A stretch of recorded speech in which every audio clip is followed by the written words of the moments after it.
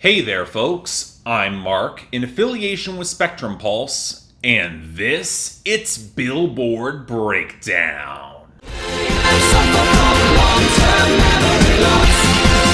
I don't remember. So I've talked a number of times before surrounding weeks that are deceptive with the amount of things that are happening, and this is one of those weeks. I mean, in theory, it should be one of the most important weeks of this Billboard year, either the last or second last week of said year, capped off with a big Ariana Grande album bomb. That should be big news. But in both cases, I'm seeing a rather muted impact. For starters, even though every song on that album charted, it wasn't like the record-breaking smash of Thank You Next. Hell, it might have even underperformed when it came to album bombs that came in 2020. And well, some of that you can easily blame on the chaos of the election of last week. I get the feeling this might have wound up kind of muted regardless, and that is interesting. And you want to know how I've got some proof of that? Our top 10, where at number 1, we don't have Ariana Grande, but Mood by 24K Golden featuring Ian Dior, likely boosted by that J Balvin Justin Bieber remix, even though it's not credited. But the song is also consistently good in all channels, especially radio, where it just keeps on running up the margin at the top. And that pushes down Positions by Ariana Grande to number 2. You would think that the album bomb boost would get her higher, but without great sales, top shelf streaming, and a catch-up on YouTube,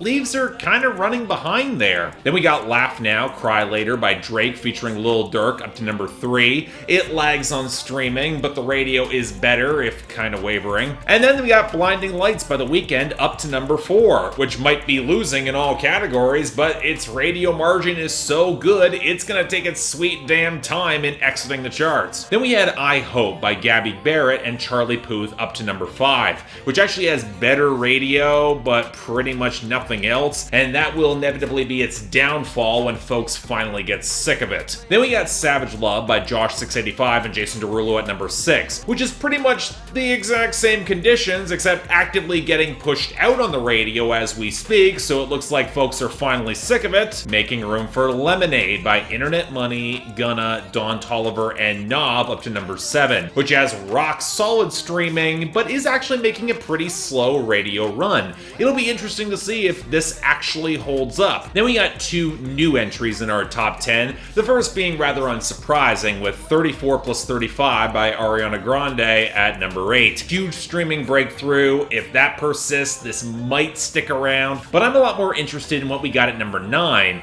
Dakiti by Bad Bunny and Jhay Cortez. I mean, I'll talk more about the song later on, but suffice to say it had huge sales and streaming, so this might actually become a hit if the radio ever figures out what the hell to do with it. Interesting how Bad Bunny now has that propulsive presence in the English market, I gotta say. Finally, we got WAP by Cardi B featuring Megan Thee Stallion at number 10. They cannot get rid of it fast enough on the radio, and its streaming is fading from its heyday, so yeah, it's heading out. But on that note, our losers and dropouts, which again, in the latter category especially, they should feel bigger than they do. This is the week that knocked off some of the biggest hits of 2020. Circles by Post Malone, Don't Start Now by Dua Lipa, The Bigger Picture by Lil Baby, plus some smaller hits like Grease by DJ Khaled featuring Drake, or Un Dia by J Balvin, Dua Lipa, Bad Bunny, and Taney, and sadly, Cardigan by Taylor Swift. If that last one winds up making any sort of year-end list, it's gonna be borderline at best, and it probably won't. But when you look at our losers,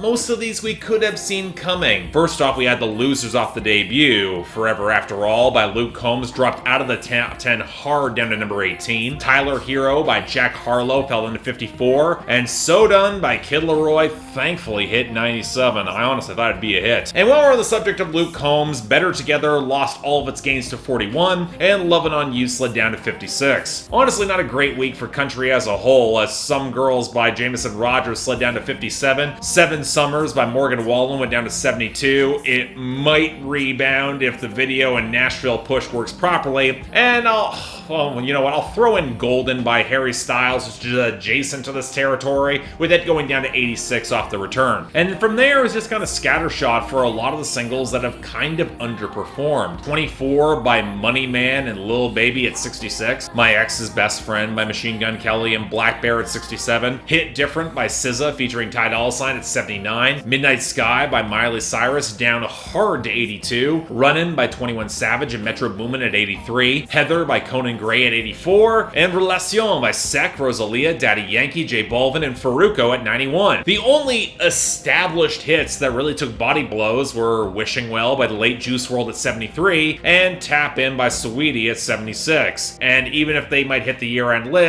they are minor hits at best, if we're being honest with ourselves. Now, like with most album bomb weeks, the gains and returns we got were pretty paltry. In the latter category, we got Thriller by Michael Jackson back at 48, thanks to Halloween. It's a tradition now. And in our gains, we had the two that are expected. Levitating by Dua Lipa featuring DaBabies back at 29, thanks to the radio push. And Diamonds by Sam Smith is up to 45, thanks to the album boost. Honestly, the radio push behind this song would be great. Anytime here, Capitol, let's push this. But as I said, we are in album bomb territory, and it's also one of those cases where the majority of the songs fell below the top 40. Again, indicative that positions is not making a huge impact. So as per my rules, I'm only talking about those that crack the top 40 or are among the best or worst. And that leaves Love Language at 75, West Side at 71, Obvious at 70, My Hair at 65, 630 at 63, Safety Net with Ty Dolla $ign at 52, Shut Up at 47, and Just Like Magic at 43. Now, honestly, that doesn't leave a lot of those songs left, but our new arrivals have to start with number 100, Take You Dancing by Jason Derulo. No need to imagine, baby, all I'm asking is let me take you dancing. Well, it was gonna show up eventually. It was a hit worldwide, and though Jason Derulo did climb back with the aid of Josh 685, it was only a matter of time before he got here by himself. And with this, I'm kind of on the fence if I want to call it a flagrant ripoff of Charlie Puth's Attention, courtesy of the bassy flip into the hook, but it certainly is a pretty obvious parallel, not helped by the fact that Jason Derulo is not as strong or impressive of a singer on a song that's trying to rely on more restrained vocal production. Now, it does help that the song is more languid and kind of splashy, especially with the guitar line and the jingling touches of percussion, but we're still stuck with Jason Derulo trying to sell sensual presence on a hookup jam, and he's just not that good at it. Pop has always been his foundation point over a lot of R&B, and even if the groove here is pretty great, you're still anchored to a guy who's trying to sell the line, I bet you taste expensive. So, not bad, but this production deserved a better performer. This should be better. Number 98, Thick by DJ Chose featuring BeatKing. She made me stutter in her friends.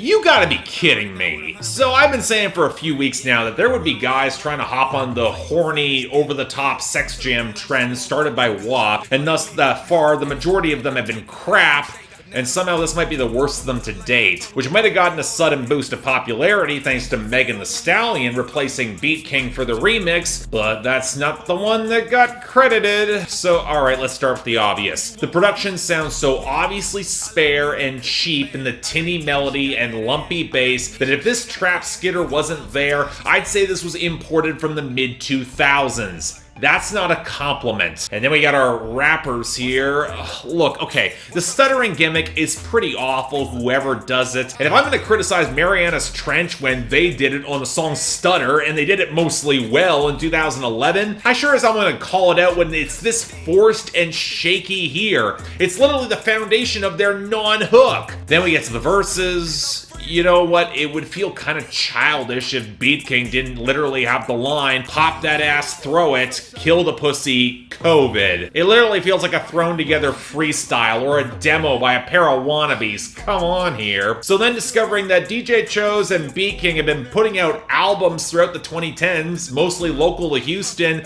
that kind of threw me off, but it didn't really surprise me, given the scant quality we got here that occasionally pops up with the local scenes that don't transcend. Either way, it's a bad song. Next, number 92, Stay Down by Lil Durk, Black, and Young Thug. Otherwise, I'ma make my rounds, no cap, yeah. So yeah, Lil Durk is having a pretty good year thus far, but I'll admit I was surprised he wasn't trying to work The Voice more as a single, instead hopping straight to the big name collab with Black and Young Thug and Metro Boomin on production. Okay, that made sense, but I really don't know how I feel about this song. Part of this is the fact we're getting some pretty empty luxury porn in the content that at least Black is trying to make a bit more interesting by emphasizing they be discreet opposite some of his own reckless impulses. But the production kind of feels a bit off here. The percussion doesn't really synchronize with the bass groove all that well, and a lot of the burbling melody only contributes to that uneasy vibe. It's just a weird choice for a single, not a great song. And even if I think Young Thug sounds more focused here than I would expect, he sounds like he cares for once, it's just not all that interesting. And I wouldn't even say the hook is great, so I'd pass on this. Number 80, Weeeeee by Trippie Redd. Oh, need a bitch with a bitch. She was up her X pill, now she want. She went up a Molly ramp and she went. Okay, look. I've tried with Trippie Redd. I've heard more than enough singles and a few of his albums and tapes to realize that whenever I'm close to getting a handle on his sound, the lack of quality will rear its ugly head and I'm stuck thinking he's either fumbling his potential or just really is nowhere close to being good and has been riding out success far longer than anyone could predict. And I'm kind of in the middle when it comes to this song because while the verse is just shooting people and flexing with a lot of pop culture references and some impressively lazy rhyming, at least it sounds focused, he sounds attentive, and you know what, the hook in some world could be considered catchy opposite all the faded guitars, until the percussion feels really weirdly mixed, and Trippie Redd is going to synthetically elongate his voice to croon the final words of every line here. But it really hits the uncanny valley for me because it doesn't match with his regular vocal timbre in the mixing. It's clear he's only getting to this range artificially, and it sounds really hollow when he does so. It has the feel of really bad pitch correction, where it's not augmenting his personality, but compensating for the fact that his squawking vocals can't hit those notes the way he'd like, and thus it intensifies the awkward ugliness of the song. So no, not getting behind this one. It ain't good. Number 49, Nasty by Ariana Grande. What you waiting for? What you waiting for? What you waiting for? Don't wanna wait on it tonight, I wanna get nasty. What you waiting for? What you waiting for? I don't know why Ariana Grande doesn't make more subtle, playful R&B bedroom jams, because when it sounds like she's having fun, she's pretty great at it. That's one reason why I wound up going back to Nasty as much as I did. A track that seems honestly pretty simple, but hits precisely the right notes and being a modern sex jam. The watery trap R&B flutters don't overpower the sound, they don't swamp it out. The mixing is impeccable in centering the gentle cushion of backing vocals and the whistle tones. There's a thicker swell in the low end of the percussion and the bridge that is precisely the right foundation for Ariana. And yeah, I like this for pretty much precisely the same reasons I love Jhené Aiko's Pussy Fairy. It's hot as all hell, and she knocked it out of the park here. Hell, if more positions nailed this vibe more consistently with slightly sharper hooks, well, I'm not gonna say the public reception, it might have still been lukewarm, but I think more critics would have gotten on board, because this is excellent and nasty in all the right ways. Number 40, POV by Ariana Grande. The way that you love me, oh, for all of my pretty and all of my ugly too. I love to see me from your point of view. And on the subject of someone who can really still sing, we got a couple more Ariana Grande songs, and this is one of the best on the album, but it's also the closer, which I find odd because normally that track winds up charting lower if it doesn't have a big guest feature. But you know what? POV is still a great little song. The touches of water around the hazy effects and the gentle strings that can really support the understated trap percussion with a really damn pretty vocal arrangement building along that second verse, and that bridge is striking striking as all hell. Now, I don't quite think the mastering is really great. It seemed to clip a bit on the hook, and that does get distracting for a song otherwise so elegant. But I do like the central idea for the song, and I think it makes up for it, where Ariana opens up and tries to get more vulnerable and find more of her confidence, where she can love herself in the same way that her new partner loves her. And that honestly adds a bit of sweetness to the song that I really like. So yeah, another great song. I'm apparently pretty happy the fans streamed it enough to get it debuting this high, so yeah, nice stuff. Number 35, Off the Table by Ariana Grande featuring The Weeknd. Just wanna know it's love completely off the table. Okay, no, it's not better than Love Me Harder. It's not even Love Me Harder Part 2. Honestly, I don't even want to compare it to that, because the dynamic here is more complex than that song was approaching. If anything, this builds on the continuity of the relationship between Ariana Grande and The Weeknd, specifically in how The Hills was widely rumored to be about when the two of them were cheating with each other. But what I like more about this song is how it builds into what POV ultimately concluded. It's Ariana Grande questioning the past trauma of her previous few relationships and whether or not she can move on to find someone new. And The Weeknd, well, he's not really playing the partner where it's not working so much as maybe the next guy waiting online, where he has to be both acknowledging the messiness of their past tryst, but also his own steps he's taken towards maturity, which was the arc of his last album. It really meshes together well here. So okay, maybe it's just continuity bait for two fan bases, but man, they make it work, because this is a great sensual cut that doesn't need to play for melodrama. There's a core here with the very spare trap R&B touches and the delicate melody, and the fact that The Weeknd and Ariana have great chemistry yet again. So yeah, just a really terrific R&B song. We will not be so lucky to see this get as big as Love Me Harder, because again, it doesn't have the obvious pop crossover appeal, but hey, we can dream. Right? Number 32, Motive by Ariana Grande featuring Doja Cat. What's your motive? So tell me what's your motive? So let me start by saying that I'm not surprised that this charted as high as it did. It's got the most obvious pop hook and upbeat groove courtesy of Murda Beats, blending off the shuffling bass line and the skittering percussion, and even with the trap slowdown on the second pre-chorus, it still is pretty damn catchy. And I like the questioning sentiment of this song. Ariana Grande sees the newfound attention on the dance floor, but she's being coyly suspicious, trying to probe for a little more info, and again, that fits the arc of the album, but what doesn't fit is Doja Cat's. Look, I have not been as over the moon with her as a new talent as a lot of people have, but I don't think her voice flatters this groove. Her backing vocals on her verse sound even worse, and she doesn't really even add anything to the content that Ariana Grande doesn't already have. Again, the song has momentum. I can see this doing well as a mid-tier pop single, but I'm not really thrilled with it. I have to be honest. Number 9, Dakiti by Bad Bunny and Jhay Cortez.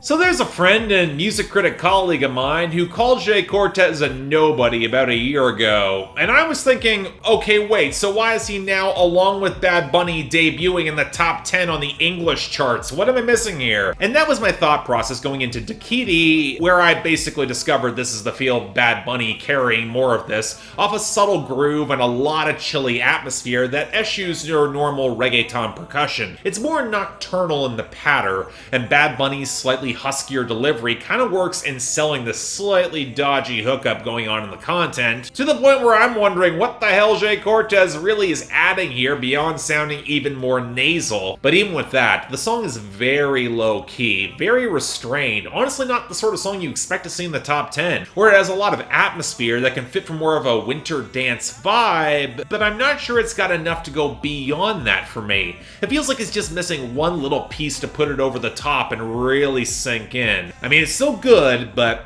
this could have been great. I'm just not sure how. And finally, number 8, 34 plus 35 by Ariana Grande. Can you stay up all night? Fuck me till the daylight.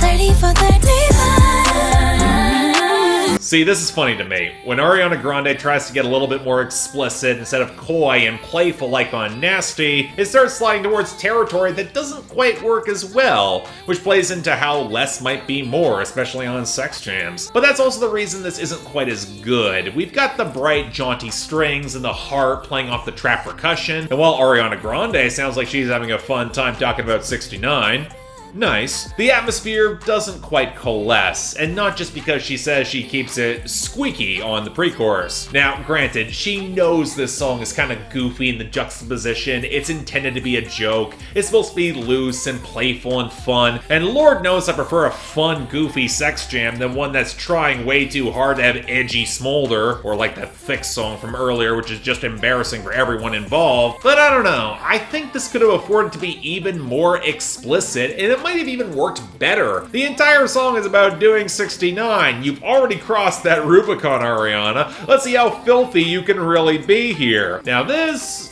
it's cute. It's generally a good song, but I do think there are a few that are better.